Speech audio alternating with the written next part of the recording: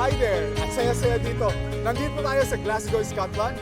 Barrio Fiesta, dami-dami, libo-libo ang tao. Pero we have two nurses sa katabi ko.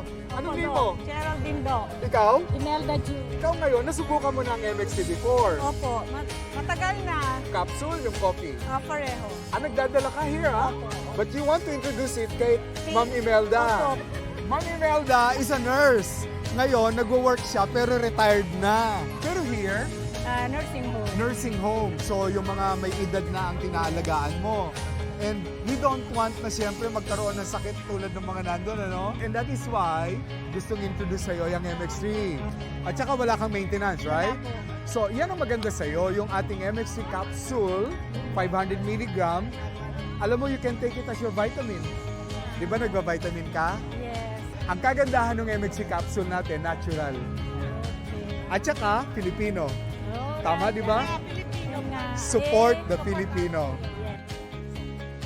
Thank you! Thank you, Thank you, MX3!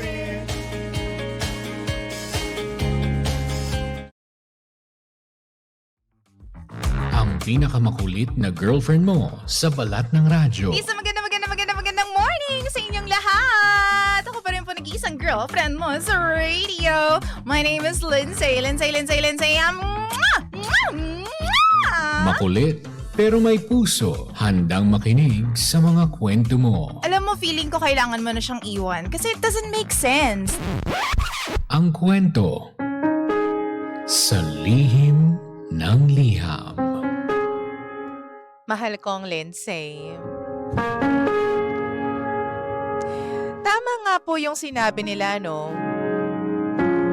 Na bago ka mapunta sa tamang tao, dadaan ka muna sa maraming pagkakamali sa buhay. Sabi nila, dadaan ka muna sa napakaraming katangahan. Totoo po ito. Kasi dinaanan ko po ito mismo. Pero hindi naman po ako nagsisisi dahil alam ko na kung wala itong mga ito, yung mga pagkakamali, hindi ako mapupunta sa kinalalagyan ko ngayon. Good morning po sa lahat ng nakikinig sa Energy FM. Tawagin niyo na lamang po ako sa pangalang Len. 2017, second year education student pa lamang po ako nang magkajowa po ako ng isang engineering student. Long distance relationship po kami. 3 months. Nag-stop po siya, second sem, at lumipat po sa ibang lugar kung saan ako nag-aaral. Doon po kami unang nagkita ng boyfriend ko na ito. Iba pala talaga yung feeling ng nakaka-holding hands mo yung taong dating ka-chat mo lang. Simula po nung araw-araw na kaming nagkakasama, we fell deeply in love with each other. Yun po yung dahilan kung bakit kahit ilang buwan pa lang po kami, nag-live-in na po kaming dalawa. Nag-live-in po kami nang hindi alam ng mga magulang ko. Binigay ko ang lahat sa kanya.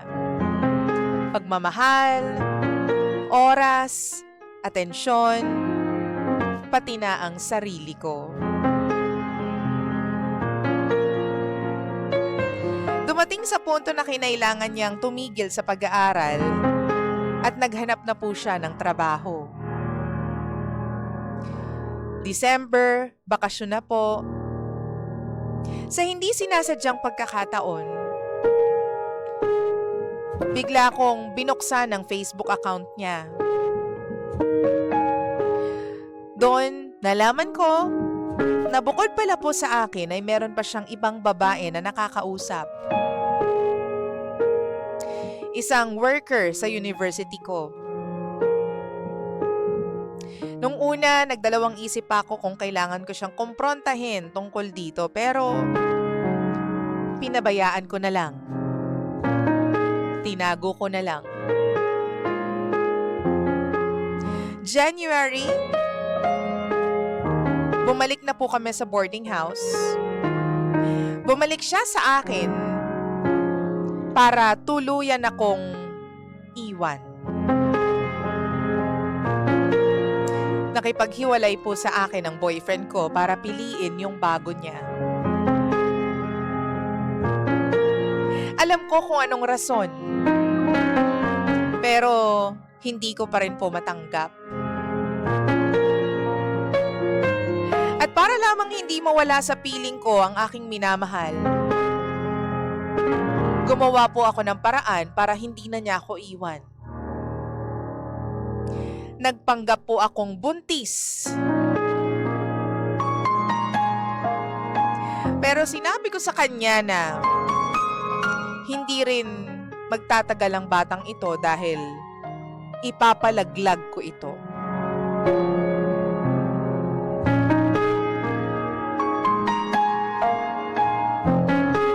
Kung anong-ano pong pinakita ko sa kanyang aksyon para lang maniwala siya sa akin.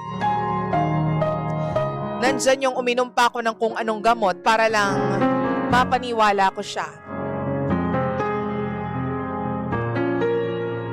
Pagkatapos nun, pinakita ko sa kanya na nagrebelde ako.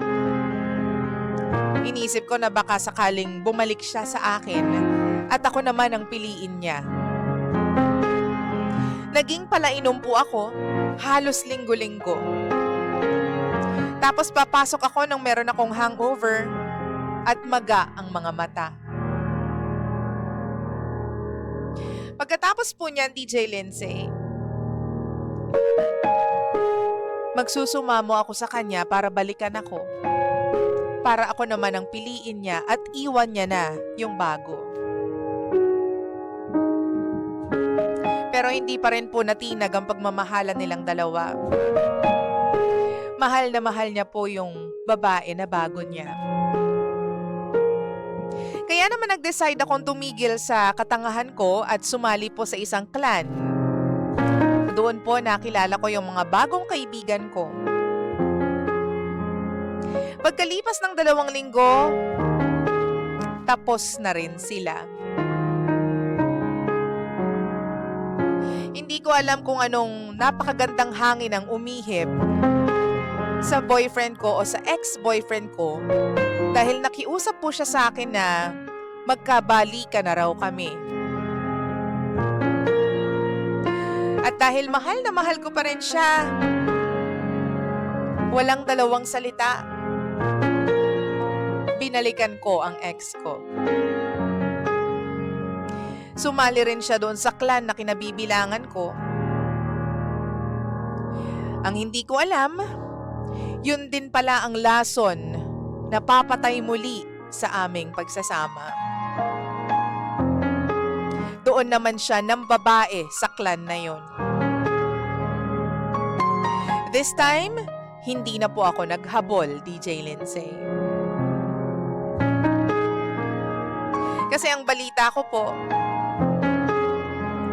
nakabuntis na po talaga siya ng katrabaho niya. Kasi doon sa clan na yon, nakahanap po siya ng trabaho.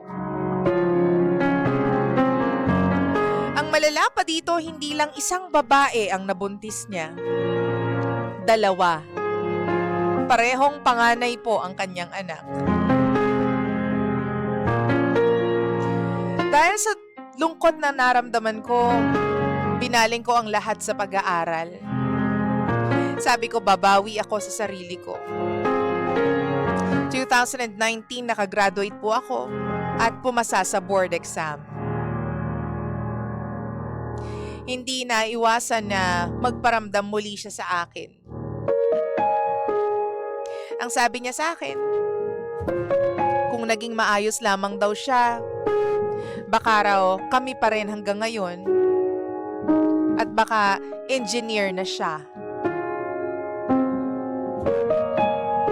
Ako naman po kasi, teacher na ngayon. Sabi ko, sana na lang yun. Kasi, alam ko naman na kahit ilang beses kang bumalik sa akin, ay ilang beses mo rin akong lolokohin.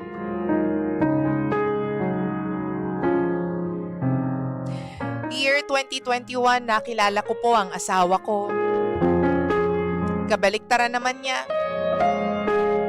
This time, isa pong sundalo ang napangasawa ko. Ma-effort at sobra kong magmahal. 2023, kinasal na po kami. Pero itong ex ko, patuloy pa rin ang pagpaparamdam sa akin. Inad pa rin niya ako sa Facebook at paulit-ulit pa rin siyang nagre-react sa mga pinopost ko. Hindi ko po maintindihan kung ano pong gusto niyang mangyari. Kahit pa ipakita ko sa mga post ko na masaya naman ako sa pamilya ko, ay para bang gusto pa rin niyang mangulit at manghimasok pa rin sa buhay ko.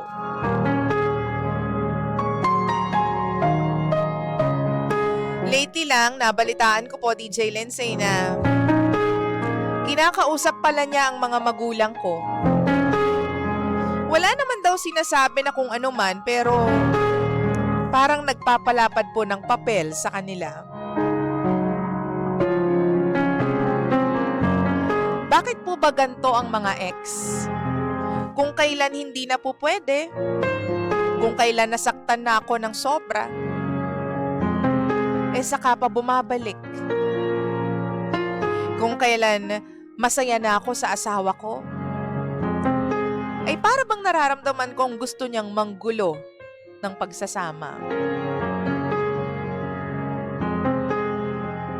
Ano po ba ang kailangan kong gawin para tumigil na po itong ex-boyfriend ko? Gusto ko po sanang sabihin sa kanya na tapos na ang oras mo. At sinayang mo yun. Tulungan niyo po sana ako, DJ Lindsay. Muli, ako si Len. At ito ang lihim ng aking liham. Ikaw na ang may